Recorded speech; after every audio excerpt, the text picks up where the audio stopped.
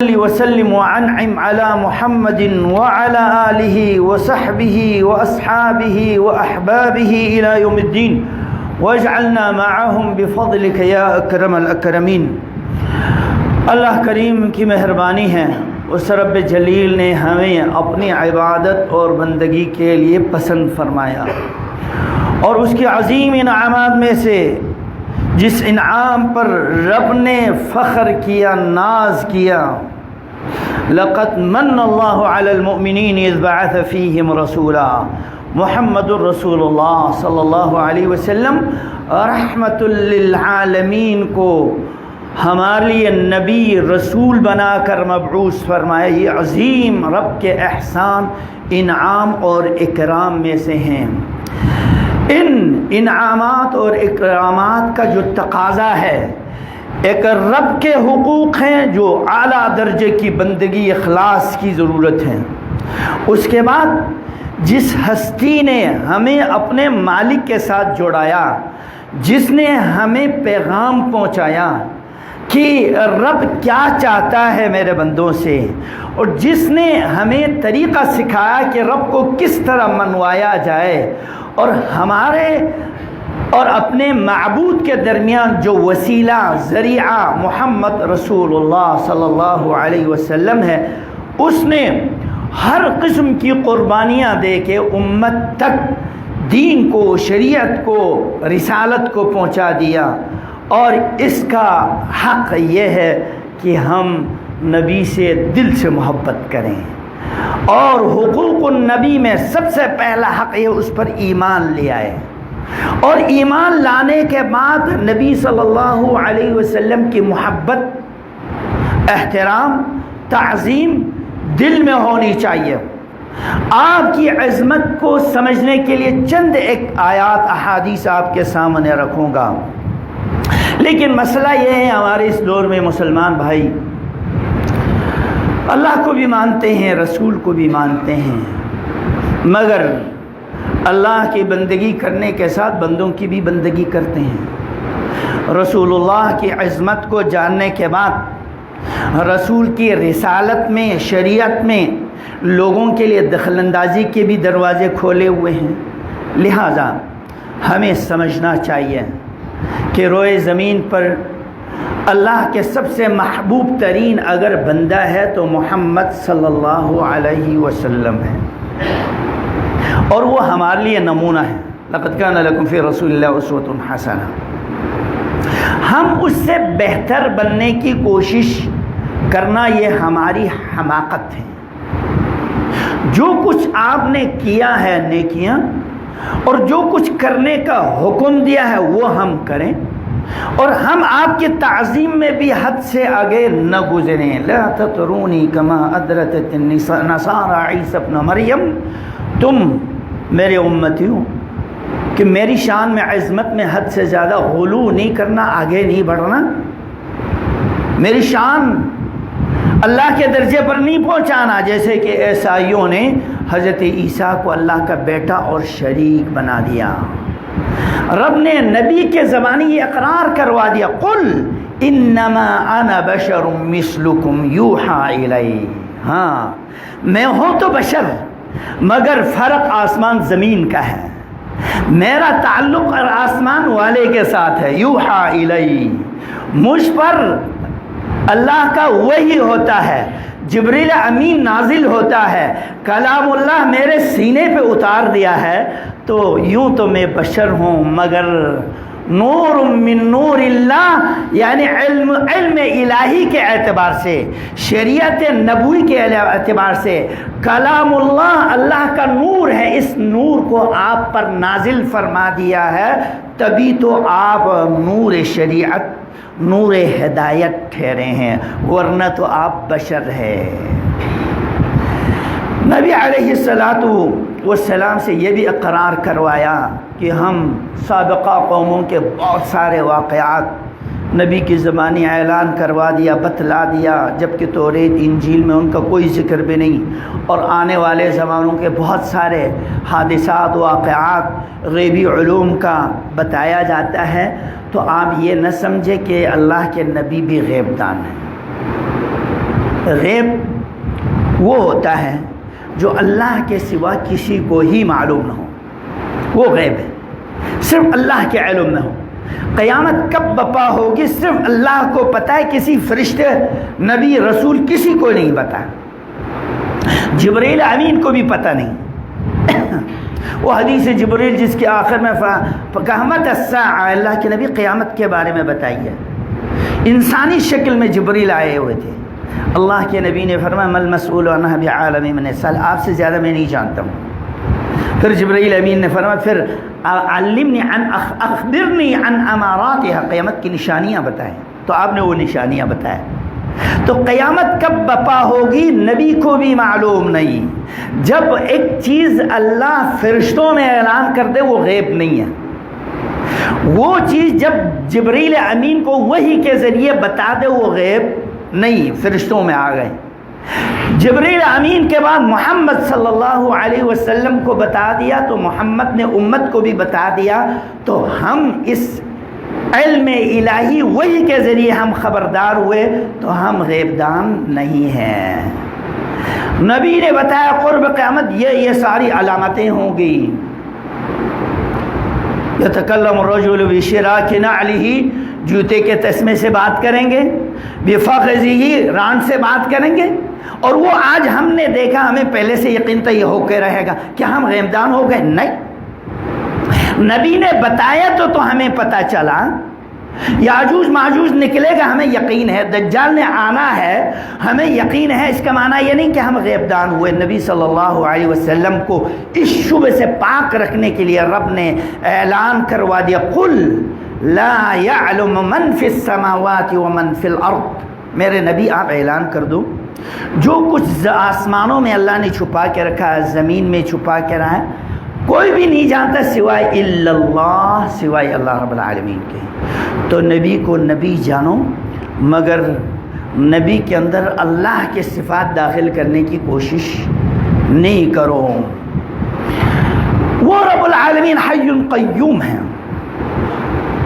اور محمد صلی اللہ علیہ وسلم بندہ بشر ہے، آپ پر موت واقع ہو چکی ہے، آپ دنیا سے چلے جا چکے ہیں، آپ غیبدان نہیں ہیں، ہماری باتیں آپ سنتے نہیں ہیں۔ ہمارے محبت میں غلو کر کے لوگ کہتے ہیں یا رسول اللہ انظر حالنا، اللہ کے نبی ہماری حالت کو دیکھیے، ہماری باتیں سنیے، ہماری التجا قبول کیجئے، اللہ کے نبی اللہ سے گزارش کیجئے۔ سبحان اللہ، انک میت و انہم میتون، آپ نے بھی فوت ہونا ہے، جتنے لوگ ہیں ان سب نے مرنا ہے، صرف آپ کی بات نہیں۔ وَمَا جَعَلْنَا لِبَشَرٍ مِّن قَبْلِكَ الْخُلْدَ، ہم نے کسی بندہ بشر کو آپ سے پہلے ہمیشہ نہ رکھا ہے نہ رہے گا۔ موت سب کی مقدر ہے، یہ موت کل من علیہا فان، اللہ کے ضرورت سب کو فنا ہونا ہے۔ اس فنا اور مرنے میں، ٹائم پر مرنے میں بھی اللہ کی نعمت ہے۔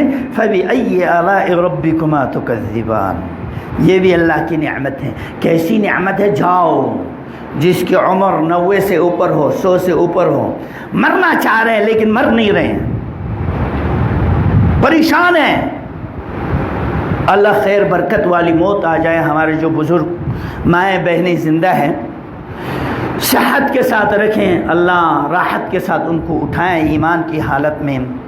وقت پر موت آنا بہت بڑی نعمت ہے۔ ہماری امت تو 60-70 کے سال کے درمیان مر جاتے ہیں عام طور پر۔ یورپ میں دیکھیں سارے بڈھے ہی بڈھے نظر آتے ہیں، جوانوں کی تعداد کم ہے، بڈھے زیادہ ہے۔ انہیں کو مروانے کے لیے پتہ نہیں کیا کیا ہیلے کر رہے ہیں یہ لوگ، اللہ ان کی شر سے ہمیں محفوظ فرمائے۔ وَمَا جَعَلْنَا لِبَشَرٍ خُلْدَ، نہ کوئی بندہ بشر ہمیشہ رہا ہے نہ رہے گا۔ جب نبی صلی اللہ علیہ وسلم کے انتقال کے بعد یہ روح یا تو اعلیٰ علیین میں جاتا ہے، انبیاء، اولیاء، اصفیاء، مومنین، صالحین کی، مجرم ہیں تو سجین میں، وَمِن وَرَائِهِمْ بَرْزَخٌ إِلَى يَوْمِ يُبْعَثُونَ، قیامت تک کے لیے آ رہے، وہ دنیا میں آ نہیں سکتے، رابطہ ختم۔ امت کی ساری مصیبت کا واسطہ نبی کو نہیں ہے. نبی صلی اللہ علیہ وسلم نے جو حق بات تھی پہنچا دی. اب تمہاری ذمہ داری ہے اور وقت کے علماء کی ذمہ داری ہے حق بات کو پہنچانا اور حق بات کی تلاش کرنا. یہ تم امت کی یہ ذمہ داری ہے. والذین جاہدوا فینا لنہدینہم. جو محنت کرتا ہے, کوشش کرتا ہے, قرآن کو پڑھتا ہے, نبی کی سیرت کو پڑھتا ہے, سنت نبویہ کی تحقیق کرتا ہے, احادیث مطہرہ کو پڑھتا ہے, وہ کبھی بھی گمراہ نہیں ہوں گے. تو دنیا سے آپ چلے گئے. ابو بکر صدیق تشریف لائے تو دیکھا حضرت عمر حواس باختہ ہو چکے ہیں, ممکن ہی نہیں نبی پر موت آ جائے. منبر پر چڑھے, حمد و ثنا بیان کی اور اللہ رب العالمین کا یہ کلام پڑھ کے سنایا, ما محمد الا رسول. محمد تو ایک نبی رسول تھا جو اللہ نے ہمیں کلام میں بتا دیا ہے. خلت من قبلہ الرسل. آپ سے پہلے بھی انبیاء آئے اور چلے گئے. فَإِمَّاتْ. اگر یہ محمد دنیا سے موت واقع ہو جائے آپ کو, او قتل یا آپ کو شہید کر دیا جائے, انقلبتم علی اعقابکم. تم ایڑی کے بل پلٹ کر گمراہ مرتد ہو جاؤ گے. یہ آیت پڑھ کے سنا دیا. الا ان من كان يعبد محمدا فان محمدا قد مات. جو محمد کی بندگی کرنے والے ہیں سن لے, محمد دنیا سے چلے جا چکے ہیں. ومن كان يعبد الله فان الله حي لا يموت. جو اللہ کی بندگی کرنے والے ہیں اللہ ہمیشہ سے ہے, حی قیوم ہے, قائم دائم رہنے والی ذات ہے, اس کی بندگی جاری و ساری رہے گی. سیدنا عمر فرماتے ہیں یوں لگا گویا کہ آیت آج نازل ہوئی ہے. غم پریشانی میں دماغوں سے اوجھل ہو چکے تھے. تو آپ صلی اللہ علیہ وسلم نے حق ادا کر دیا. دنیا کو جو کچھ آپ کی ذمہ داری تھی وہ بتا دیا, اور آپ نے یہ بھی بتا دیا کہ اللہ کی تقوی پرہیزگاری کیسے اختیار کرنی ہے. انا اتقاکم باللہ واخشاکم. روئے زمین میں سب سے بہترین عبادت کرنے والے متقی میں ہی ہوں. مجھ سے زیادہ متقی پرہیزگار دنیا میں کوئی بھی نہیں آ سکتا. اور اس میں اگر ہم نبی صلی اللہ علیہ وسلم سے آگے بڑھنے کی کوشش کی, لا تقدموا بین یدی اللہ ورسولہ. اللہ رسول سے آگے بڑھنے کی کوشش نہیں کرے, کر لے تو گمراہی ہو جائے گی. آپ روئے زمین کے افضل ترین بندہ بشر, اور قیامت کے دن آپ کی عظمت پوری انسانیت اس کا اعتراف کرے گی. شفاعت کبریٰ کے موقع پر لیواء الحمد گاڑ دیا جائے گا, تمام مخلوقات آپ کی تعریف کریں گے. آپ دنیا میں سب سے زیادہ اللہ کے تعریف کرنے والے, آپ احمد بھی ہیں, محمود بھی ہیں, آپ محمد بھی ہیں. اور یہ لفظ میم محمد جو ہے رب کے احد کے اندر دال کے ساتھ منسلک ہیں. اذان میں بھی آپ کا نام ہے. جب دنیا میں کوئی پیدا ہوتا ہے تو اس کے کان میں بھی اشہد ان لا الہ الا اللہ کے ساتھ اشہد ان محمد رسول اللہ پڑھ لیا جاتا ہے. اور جب تک مؤذن اذان میں اشہد ان لا الہ الا اللہ کے ساتھ اشہد ان محمد رسول اللہ نہیں پڑھتا, اس کی اذان ادھوری رہتی ہے. خطیب خطبے کے اندر ان الحمد للہ کے ساتھ اشہد ان محمد عبدہ ورسولہ نہیں پڑھتا, اس کو خطبہ مکمل نہیں ہوتا ہے. نمازی نماز پڑھتا ہے, تشہد کے اندر اللہ کی عظمت تعریف بیان کرنے کے بعد شہادتین میں اشہد ان محمد عبدہ ورسولہ نہیں پڑھتا, اس کی نماز مکمل نہیں ہوتی ہے, یہ ناقص رہ جاتی ہے. حتیٰ کہ قبر میں اتارا جاتا ہے تو اللہ کے نام کے ساتھ بسم اللہ وباللہ وعلی ملت رسول اللہ صلی اللہ علیہ وسلم پڑھتے ہوئے اس کو قبر میں اتار دیا جاتا ہے. انا اعطیناک الکوثر فصلی لربک وانحر ان شانئک هو الابتر. لوگوں نے بولا یہ نام کٹ جائے گا, ختم ہو جائے گا. ورفعنا لک ذکرک. اللہ نے فرمایا نہیں, آپ کا نام تو ہم نے بلند کر دیا ہے. کیسے بلند کیا؟ ابھی ہم ظہر کی جمعہ کی نماز میں مصروف ہیں, کہیں عصر کی نماز ہو رہے ہیں مشرقی ممالک میں, کہیں مغرب کی نماز اور اذان ہو رہی ہے، کہیں عشاء کی نماز اذان ہو رہی ہے، کہیں فجر کی نماز اذان ہو رہی ہے۔ دنیا میں ہر لمحہ ہر لحظہ اذان اور نماز عبادت کے ذریعے ورفعنا لک ذکرک کا کام جاری و ساری ہے۔ یہ محمد صلی اللہ علیہ وسلم کی عظمت شان میں مختصر سی اوقات تو ممکن نہیں۔ وما ارسلناک الا رحمۃ للعالمین، آپ پوری انسانیت کے لیے رحمت ہیں۔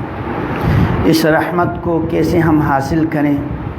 جس رحمت کے لیے ابراہیم خلیل اللہ نے دعا کی اور عیسیٰ روح اللہ نے بشارت دی، ومبشرا برسول یأتی من بعدہ اسمہ احمد، جس کا ذکر توریت اور انجیل میں نبی اللہ موسیٰ نے بھی اس کا اعلان کیا، اور اولاد آدم کے پشت سے سارے انبیاء کو تخلیق کر کے معاہدہ لیا، عہد لے لیا، آخری میری نبی آ جائے تو تم لوگوں نے اس کی اطاعت کرنی ہے۔ لیکن آنا تو حضرت عیسیٰ نے ہی تھا، آسمان سے نزول ان کی ہی متواتر روایات سے ثابت ہے، لیکن تمام نبیوں سے معاہدہ لیا۔ نبی عیسیٰ تشریف لائے دنیا میں، اس کو بھی حق نہیں ہوگا کہ وہ اپنی انجیل کی شریعت نافذ کرے، منسوخ ہو چکا ہے۔ یوں تو نبی عیسیٰ کی خوبی ہیں، ابھی ماں کے پیٹ سے باہر آئے ہیں، بچے ہیں، نبوت کا اعلان کر چکے ہیں، انجیل ان پر نازل ہوئے، توریت کا یہ عالم تھے، یعلمہ الکتاب والحکمہ، یہ کتاب حکمت کے بھی عالم ہوں گے، قرآن کے بھی، سنت کے بھی، جب آخری زمانے میں اتریں گے، لیکن امتی بن کے رہیں گے، اور محمد بن عبداللہ مہدی کے معاون اور مقتدی بن کے رہے گا۔ جب ایک نبی کے لیے اختیار نہیں کہ وہ ہمارے نبی سے آگے بڑھے، تو امتی کو کہاں سے اختیار ہے کہ نبی کی حدیث کو چھوڑ کر ہم امتیوں کو، اپنے اماموں کو، بزرگوں کو، ولیوں کو نبی سے بھی آگے بڑھائیں؟ ان کہنے والوں نے کہہ دیا ان لأئمتنا مکانا، ہمارے اماموں کا جو مقام مرتبہ ہے، نبی المرسل اور فرشتوں تک بھی ان کی رسائی نہیں، تمام نبیوں سے افضل ہمارے امام ہیں۔ یہ کہا ہے نصیری، آغا خانی، رافضی لوگوں کے یہ اعلان ہے، سب کا نہیں، بعض کا۔ اور کیوں؟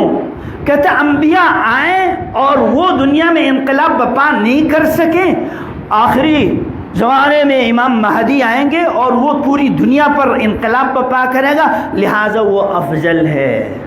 بھئی دنیا کو تسخیر کرنا، برپا کرنا یہ فضیلت نہیں ہے۔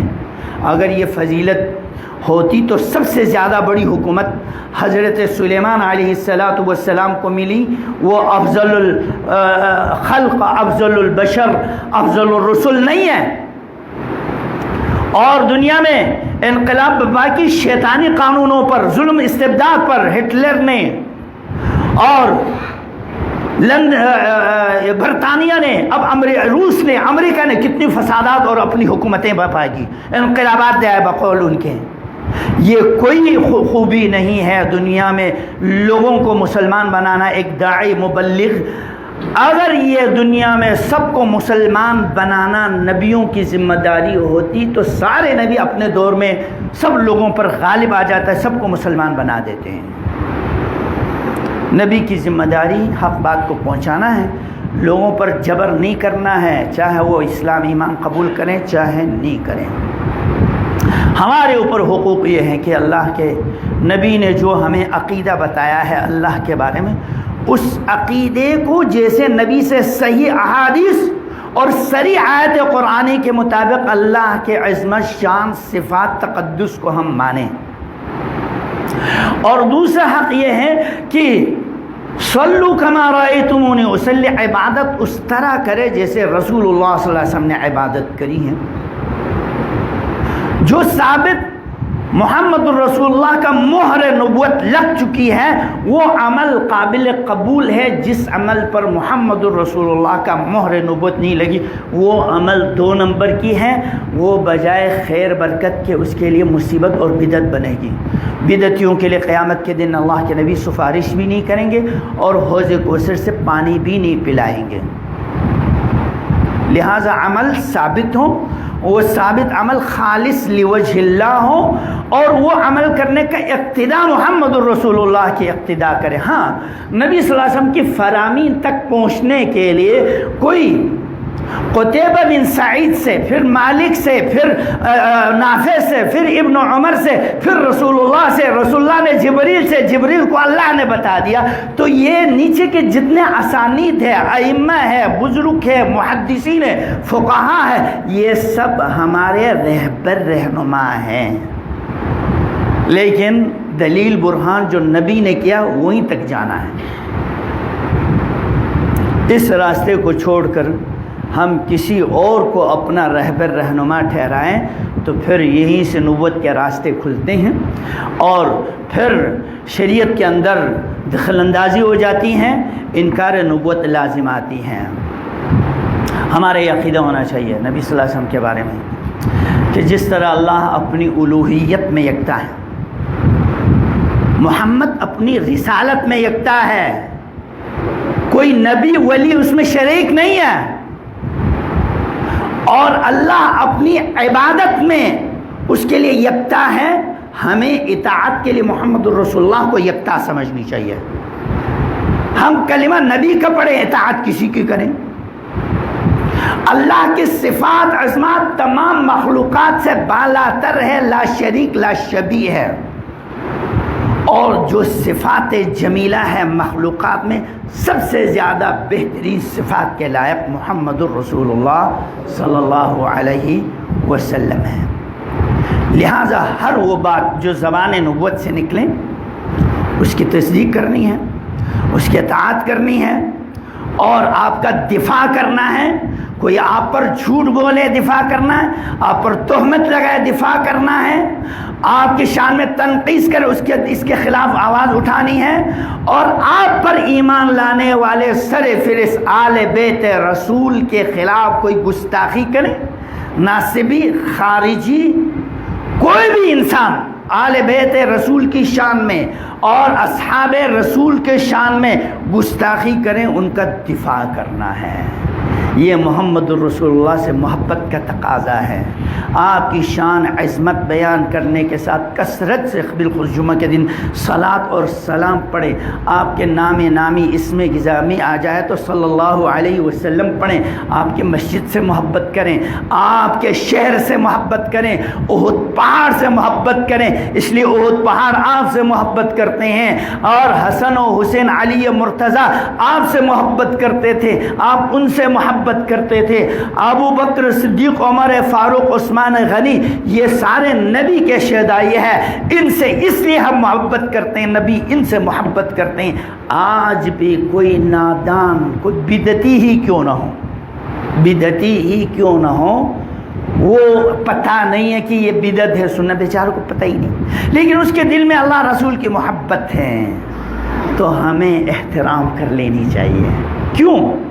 اس کے دل میں اللہ رسول کے احترام، اس کو پتہ چل جائے یہ بدعت جو نبی صلی اللہ علیہ وسلم کی شان میں گستاخی، اللہ کے نبی کو یہ پسند نہیں ہے، اس کو پتہ چل جائے کبھی بھی وہ بھی اس کے ساتھ پسند نہیں کرے گا۔ ہم نے پچھلے درس میں بیان کیا تھا، پچھلے سال غالباً، امام شافعی نے جو مثال پیش کی، رات کو لکڑہانے نے لکڑی جمع کر کے لے آیا اور گھر میں آ کے وہ گٹھا کھولا تو اس میں سے سانپ نے کاٹ لیا۔ اسی طرح وہ جاہل آدمی ہیں جو صحیح حدیث اور ضعیف حدیث کو نہیں پہچانتے ہیں، سنت بدعت کے درمیان پہچان نہیں کرتے، یہ بھی سنت، یہ بھی سنت، سب سنت سمجھتے ہوئے کرتے گئے۔ قیامت کے دن حساب کتاب کے لیے محشر پہ جمع ہوگا تو یہ تو بدعتی ہے، فسوقاً فسوقاً لمن غیر بعدی، ابو داؤد شریف کی حدیث ہے، ان کو ہلاکت ہو، بربادی ہو، دور کرو ان کو حوض کوثر سے، دھتکار دیا جائے گا۔ یہ جو سنت سنت، فضیلت فضیلت، عظمت عظمت کر کے ہر کام اپنے مرضی سے کرتے ہیں، قیامت کے دن اللہ کے نبی کی سفارشی سے محروم ہوں گے۔ لہٰذا ہر کام جو فرض ہیں اس کے پابند رہو، جو حرام سے اس سے کلی اجتناب کرو۔ اب ہے جناب ظہر کی سنت، بہت سارے سنتیں ہیں، ارے اتنے سارے سنت ہم قربان کر دیتے ہیں، کوئی سنت چھوڑنے سے مرتد کافر نہیں ہوتا ہے۔ زیادہ زیادہ عید میلاد منانا سنت ہوں گے، اور کتنے بریلوی سنت مناتے ہیں، بہت سارے علماء آج کے اس کے خلاف بولتے ہیں، الحمدللہ بڑے محققین بھی ہیں اس بریلوی فرقے میں، اور ان کی محبت قابل تعریف ہے، اس میں کوئی شک نہیں، ان کی عشق میں کوئی شک شبہ نہیں ہے، لیکن اس کو سنت سمجھ کر کرتا ہے، اس کو پتہ نہیں یہ سنت ہے۔ ان کو پتہ چل جائے یہ بھی بدعت ہے، کبھی بھی بدعت نہیں کریں گے، لیکن ان کی دلوں میں اللہ رسول کی محبت ہے، تو ہم ان کے ساتھ ہمدردی رکھیں۔ شیخ عبد المحسن العباد جو بہت بڑے محدث ہیں، آج مدینہ منورہ مسجد نبوی میں درس دیتے ہیں، نابینا ہیں، انہوں نے کتاب لکھا رفقاً بأہل السنت اہل سنہ۔ میرے سنی بھائیوں کے ساتھ ذرا ہمدردی رکھنا، پیار رکھنا، اور جو غلطیاں ہو رہی ہے اس کی اصلاح کرو، نہ کہ ان کے خلاف فتویٰ لگاؤ۔ یہ مسئلہ نہیں حل نہیں ہوں گے، آپ کسی کو کافر کہہ دیں، بدعتی کہہ دیں، مشرک کہہ دیں، بھئی یہ سنت سے ثابت نہیں ہے، آپ تحقیق کر لیجئے۔ میرے آپ کی ذمہ داری بتانا ہے، میرے آپ کی ذمہ داری ڈنڈے چلانا، کلاڑی لگانا اور فتویٰ لگانا نہیں ہے۔ ان فتووں سے مسئلے حل نہیں ہوتے ہیں۔ اللہ سے دعا ہے اللہ مسلمانوں کو صحیح معنوں میں نبی صلی اللہ علیہ وسلم سے محبت اور اطاعت کرنے کی توفیق عطا فرما۔ سبحانک اللہم و بحمدک۔